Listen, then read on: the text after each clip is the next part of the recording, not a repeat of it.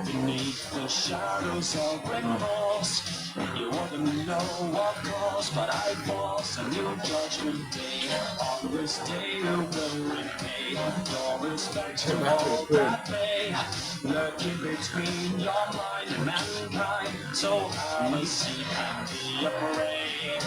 Fears about to dance the final ritual when others are weak for this to be complete.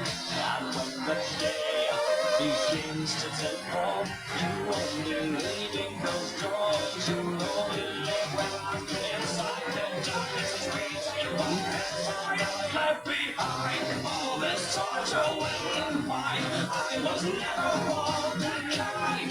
If you were to rewind and you would find I was left behind. Take your time to run and hide. I will catch you all the time. This night no longer shines. Your tears divine. You will be mine.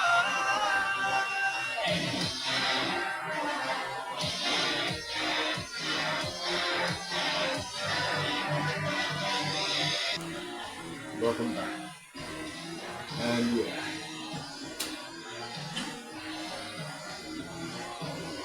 Come on.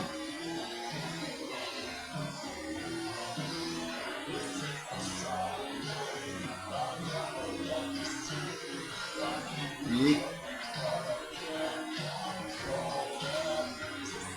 Disconnect.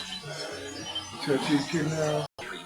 She asked for permission to search the surrounding area for materials. He gives his consent, and she immediately begins scouring the nearby crates and barrels for anything useful. Stepping out into the open air, she scans the perimeter of their camp with a practiced, discerning eye. Her search leads her to a pile of discarded debris, where she excitedly declares that she has found the perfect components for her work. She retrieves a jagged, rusted remnant of a sword from the junk heap. When the young man asks what she intends to do with such a ruined piece of metal, she simply tells him to watch and learn. With a surge of concentration, she activates her magic, chanting the command for the shape-shift. A complex geometric circle of life forms on the ground, enveloping the rusted blade in a brilliant glow. The energy intensifies, causing the very air to hum, as the physical properties of the metal begin to warp and change. As the radiance dissipates, the useless scrap has been perfectly transmuted into a sturdy metal cooking pot. Alex stands frozen in shock, unable to fathom the sheer efficiency of her magical craft. He stares in disbelief at the iron pot resting on the ground, still processing how a rusted sword could betray her powers.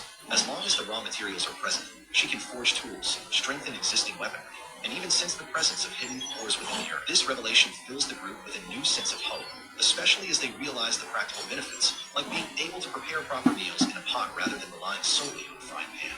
Her detection skill, her focus intensifying as she searches the ground beneath her feet. After a moment of concentration, she confidently points downward, announcing that a vein of iron ore lies directly below them at a depth that makes mining perfectly feasible. He is once again caught off guard by the sheer convenience of her abilities, which seem to solve their resource problems as quickly as they arise. As she looks out over the cleared land and the sturdy stone walls they have already built, she expresses her genuine admiration for the progress they have made.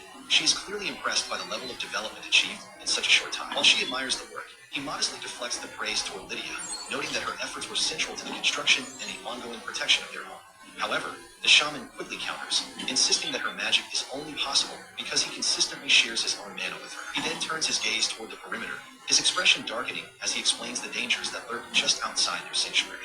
He warns that the area beyond the walls is a habitat for shadow wolves and other monsters, emphasizing that their safety is a fragile thing maintained only through constant vigilance. He stands calmly as Nina reacts with pure shock to the mention of the shadow wolves. Lydia confirms the danger, noting that even a single one is considered a disaster-class threat, yet she marvels at how effortlessly he dispatches them. Because of his casual display of power, Nina gazes up at him with newfound awe, whispering that he is truly incredible. He remains humble, his expression steady as he absorbs her admiration. He listens as Nina, driven by curiosity, expresses a desire to see one of these creatures for herself. He suggests that if she peers into the far distance, she might just catch a glimpse of one crown that she finds. However, that the height of the stone wall proves to be an obstacle, and she admits she can't see anything from her current vantage point. He realizes his mistake and offers a quick apology for the oversight. He crouches down to remedy the situation, inviting her to climb onto his back. With a joyful shout, she hops up, and he lifts her high enough to finally clear the top of the fortification. She spots a dark shape moving in the distance and confirms the sighting with excitement. She continues to praise his strength, though he insists that defeating such beasts is really not that significant a feat. As she leans further forward to get a better look, her proximity becomes suddenly and intensely apparent to him. He tries to warn her to be careful, but his voice falters as he becomes acutely aware of her presence against him. He can barely find his words as she peers down and asks what's wrong. His face flushes deep red, and he struggles to maintain his composure under the unexpected physical closeness. He abruptly sets her back on the ground, offering a vague, flustered apology for his sudden movement.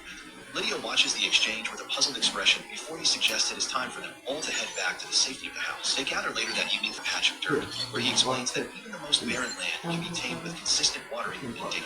She watches in awe as the once hard ground begins to yield, softening under their combined herself far beyond her limits. Looking on with a mixture of admiration and concern, he decides that he cannot simply stand by and watch her exhaust her ensure their success. Later that evening, the three of them share a communal bath to wash away the day's grind. Lydia turns to the young dwarf, asking if she has had a chance to properly clean herself yet. He finds himself overwhelmed by the proximity of his companions, his face flushing a deep crimson as he struggles to maintain his composure.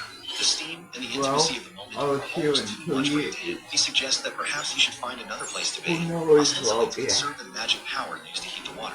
Lydia immediately protests,